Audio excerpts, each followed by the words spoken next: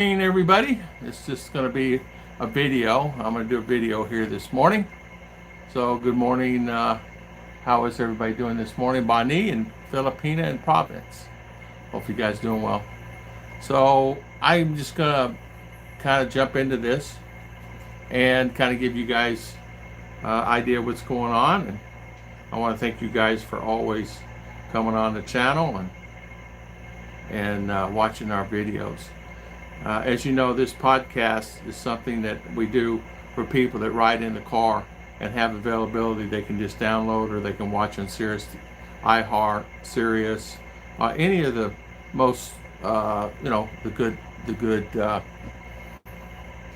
channels, radio channels. So today we're going to talk about 7 best places that you can actually go and live, and it's really beautiful areas. Now, I've not been to all these places, but I've been to 2 or 3 of them, so at least they're on the list. Bohol, number 1 on the list, is a province in the Philippines in the country's the Central Visayas. It comprises of the island, and it has numerous smaller islands around it. Bohol is known for its coral reefs and geological formations, notably known as the Chocolate Hills. On the main island, near the town of Carmen, there's 1,200 or so of those mountains, and the cocoa brown in the dry season, and of course the contrasting colors are the green and things of that nature in the other times of the year. The good thing about Bohol is it's got just about anything and everything you would like in the town itself. So if you're a foreigner and you want to come to a beautiful town, this is one that I suggest you take a look at. Although the guys are saying, please stop sending all the people coming here because they are, all the foreigners are coming. So you know how that, I know how that is. So next one is Cebu. Cebu is a province in the Philippines. It's in the Central Visayas, comprising of Cebu Island and more than 150 smaller islands around it. It's got a port capital there in Cebu City, and there's many landmarks in this particular city.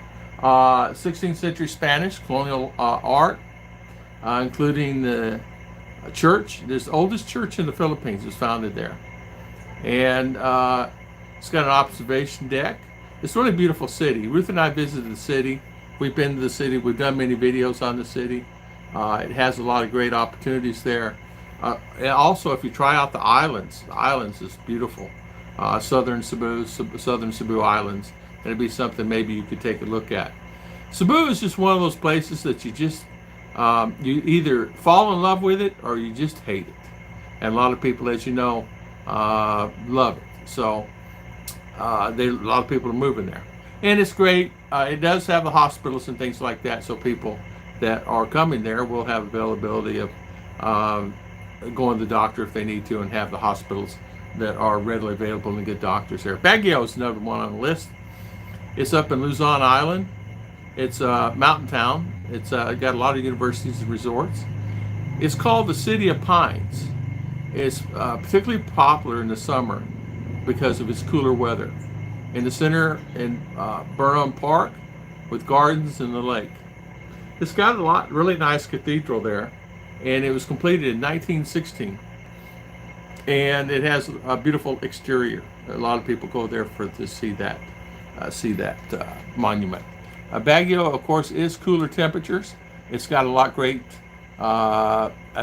advantages of living there and staying there, and it's very nice. And you're right, Filipina and Province. Another great place to live and to visit is Davao City.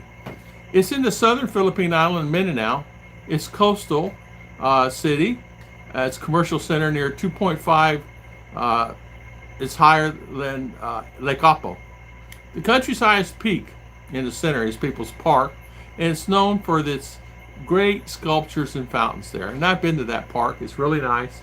And Ruth and I have done many pictures there. When I first came here, that was our first park we actually stopped at. It's also home to the durian, the fruit that smells like feet to me.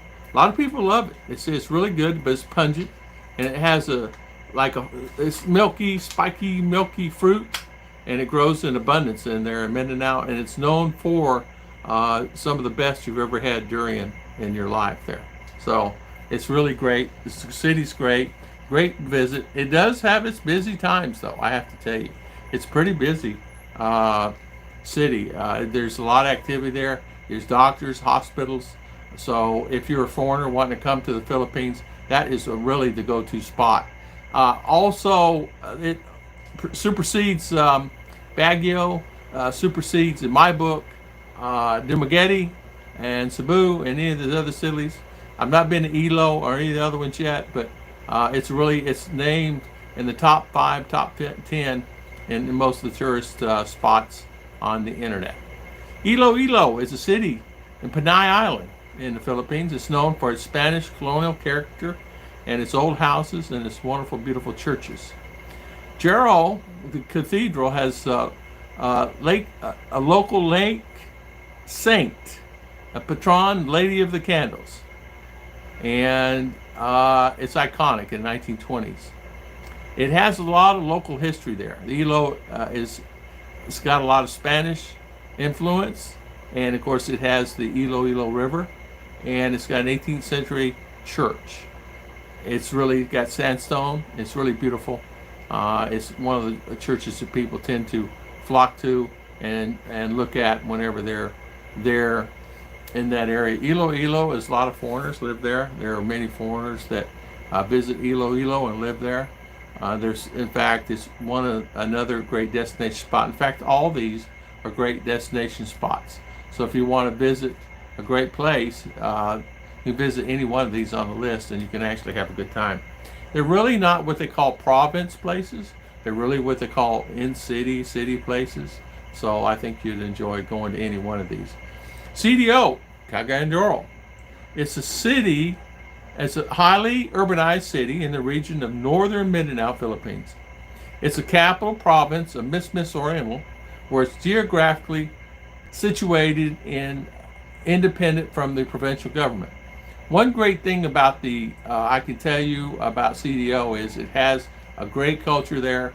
It has influence from, for me, it seems there's a highly influence from so many different cultures in that area. You can see a lot of mountain people there. You can see a lot of cultures in general, a lot of tribal people there that come from all over. But it's really a good city to visit, a good place to stay. It has all the comforts of home that you would need. It has a great city center. It has great malls. It has plenty of places to stay. It has beautiful resorts. It has some of the best. It has great food. And you can, like I said, you can go to the doctor there if you need to go to the doctor. And it's one of the great places to visit. It's between Davao and CDO. It's probably one of my favorite. Now remember, I've only been to Manila and some of the surrounding areas in Manila, and I've been to Cebu, and I've not been to Iloilo or Bohol, some of the other islands, I'm sure. Lapu, they say it's really beautiful. There's other places, there's beautiful places to visit, and one day we'll get to all those places. We're limited because ours is in school. It's not like we can just jot and just take off, and I'm not going to leave her. And as you know, you only have a certain period of time. In some weeks, only like 6 weeks, and they're back to school again, or 4 weeks. So you really got to do your run around. And if you have something else going on, it creates a little havoc there. So really, a lot of these places are really great places to visit. So you got CDO, Iloilo, Davao, Baguio, Cebu, Boracay. Boracay is a great place to visit. It's on the list. It's a small island in central Philippines. It's known for its resorts and beaches along the west coast. It's got white beaches with palm trees, bars, restaurants. On the east coast, it's got a beach and hub for water sports. So they got an observation deck, and they offer great views over the island. There's coral reefs and shipwrecks, and a really diverse marine life there. So you have to say this for sure.